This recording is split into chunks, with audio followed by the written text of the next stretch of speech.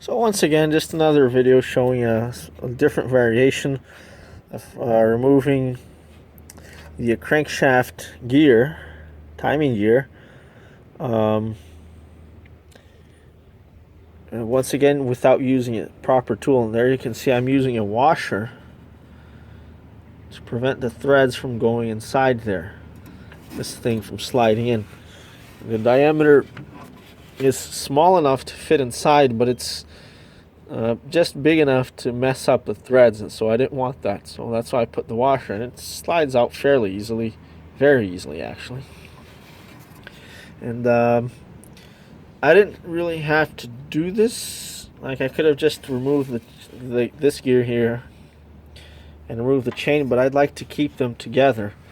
And then to keep not mess up the timing. The instructions on the manual are not quite so clear. It says 9.5 links or whatever from some point. It's not clear, so I just want to keep it like this, and then I'll just make a mark on the chain. That way, it's 100% error proof. But yeah, there you have it.